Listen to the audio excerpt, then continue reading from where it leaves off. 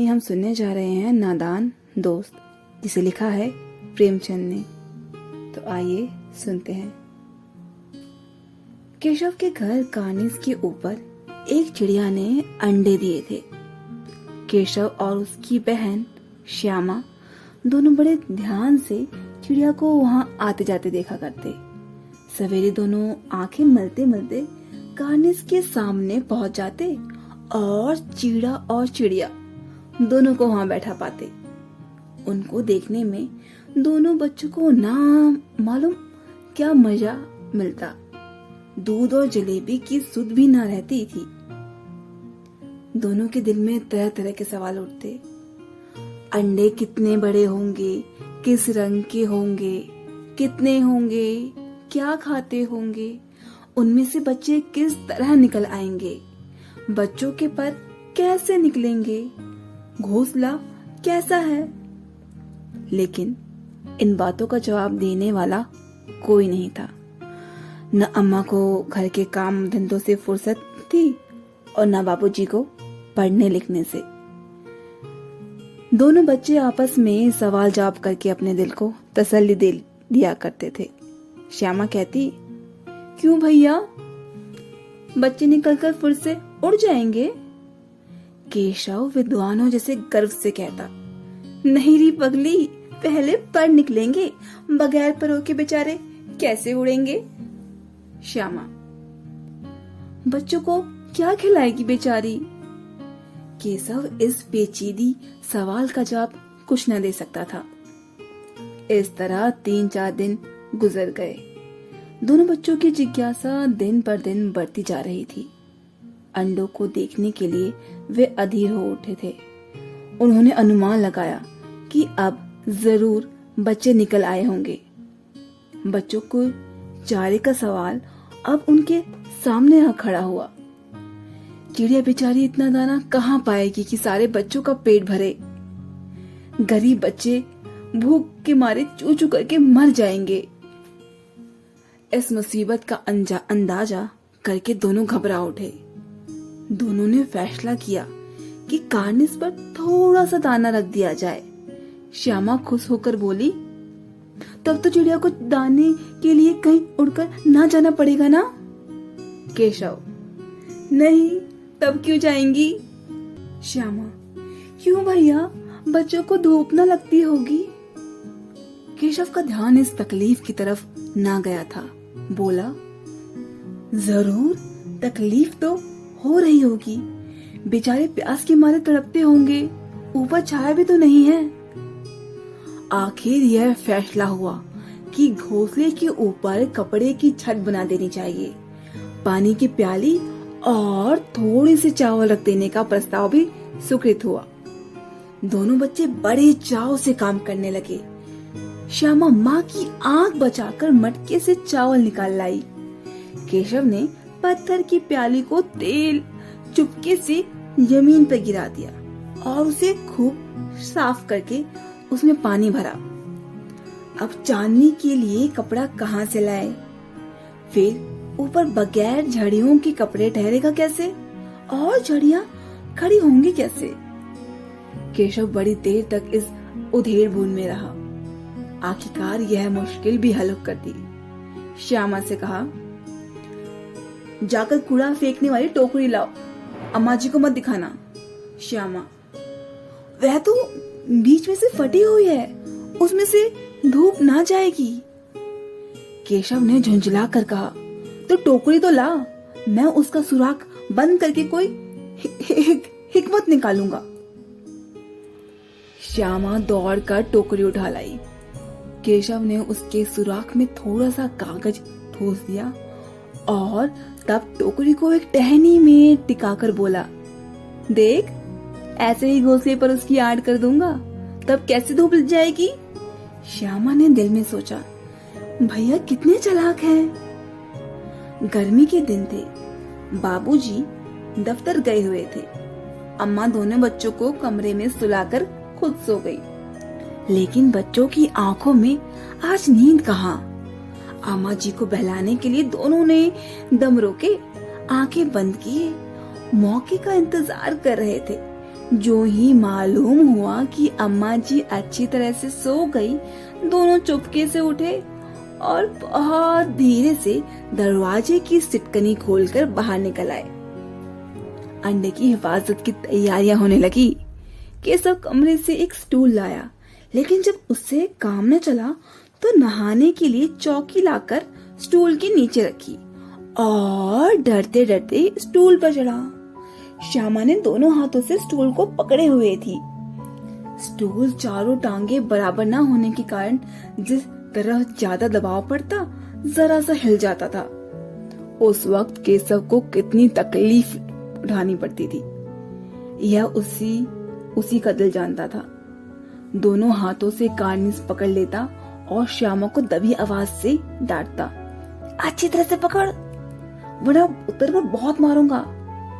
मगर बेचारी श्यामा का दिल तो ऊपर कार्निस पर था। बार बार उसका ध्यान ऊपर चला जाता और हाथ ढीले पड़ जाते। केशव ने जो ही कार्निस पर हाथ रखा, दोनों चिड़िया उड़ गईं। केशव ने देखा कार्निस पर थोड़े तिनके बिछे हुए हैं और उन पर 3 अंडे पड़े हैं, जैसे घोंसले और पेड़ों पर कार्निस पर उसने देखे थे। वैसे कोई घोंसला नहीं है। श्यामा ने नीचे से पूछा, के बच्चे हैं भैया? केशव, 3 अंडे हैं, अभी बच्चे नहीं निकले।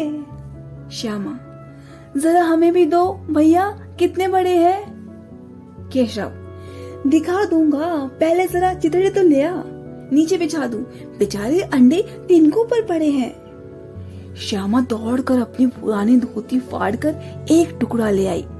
केशव ने झुककर कपड़ा ले लिया, उसकी कई तय करके उसने एक गद्दी बनाई और उसे तिनकों पर बिछाकर तीनों अंडे धीरे से उस पर रख दिए। श्यामा ने फिर कहा, हमको भी दिखा दो भैया। केशव, दिखा दूंगा, पहले जरा वह टोकरी तो दे दे, ऊपर छाया कर दूं। श्यामा ने टोकरी से नीचे से थमा दी और बोली, अब तुम उत्तर आओ, मैं भी देखूं। केशव ने टोकरी को एक टहनी से टिकाकर कहा, जा दाने और पानी की प्याली ले आ, मैं उतर आऊं तो तुझे दिखा दूंगा। श्यामा प्याली और चावल भी लाई। केशव ने टोकरी के नीचे दोनों चीजें रख दी और आहिस्ता से उतर आया। श्यामा ने गिड़गिड़ाकर कहा, अब हमको भी चढ़ा दो ना भैया। केशव, तो गिर पड़ेगी। श्यामा, ना गिरूंगी भैया, तुम नीचे से पकड़े रहना। केशव, ना भैया, कहीं तो गिर पड़ी तो अम्मा जी मेरी चटनी ही कर डालेंगी, कहेंगी कि तू नहीं चढ़ाया था। क्या करेगी देखकर, अब अंडे बड़े आराम से हैं, जब बच्चे निकलेंगे तो उनको पाल लेंगे। दोनों चिड़िया बार बार कार्निस पर आती थी और बगैर बैठे ही उड़ जाती थी। केशव ने सोचा, हम लोगों के डर से नहीं बैठेंगी। स्टूल उठाकर कमरे में रखाया, चौकी जहां की थी वहां रख दी।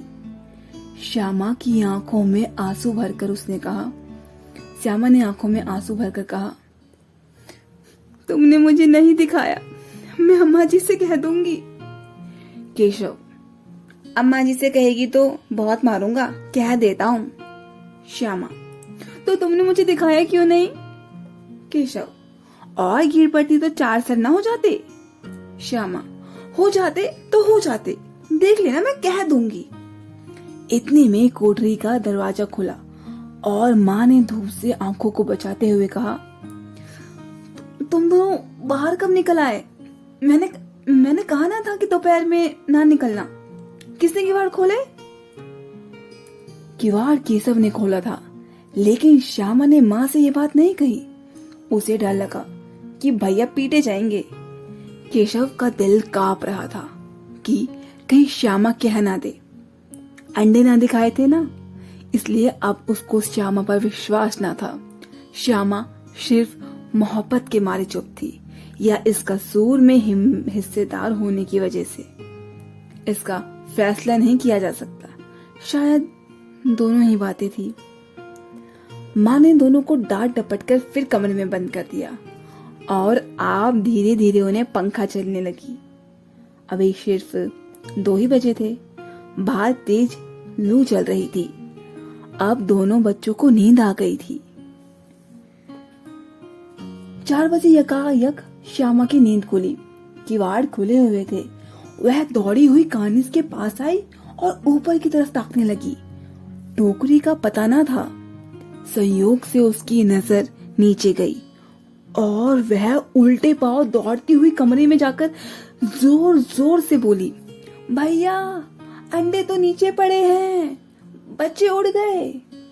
केशव घबरा कर उठा और दौड़ा दौड़ा बाहर आया तो क्या देखता है कि तीनों अंडे टूटे पड़े हैं और उनमें से कोई चूने की सी चीज बाहर निकल आई है। पानी की प्याली भी एक तरफ टूटी पड़ी है। उसके चेहरे का रंग उड़ गया। सहमे हुई आंखों से जमीन की तरफ देखने लगा। श्यामा ने पूछा, बच्चे कहाँ उड़ गए भैया? केशव ने करुण स्वर में कहा, अंडे तो फूट गए। श्यामा, और बच्चे कहाँ गए? केशव, तेरे सर में दिखती नहीं है? अंडों में से उजला उजला पानी निकल आया है। वही तो 2-4 दिन में बच्चे बन जाते। माँ ने सूटी हाथ में लेते हुए पूछा, तुम दोनों वहां धूप में क्या कर रहे हो? माँ ने आकर टूटे हुए अंडे को देखा और गुस्से से बोली, तुम लोगों ने अंडे को छुआ होगा।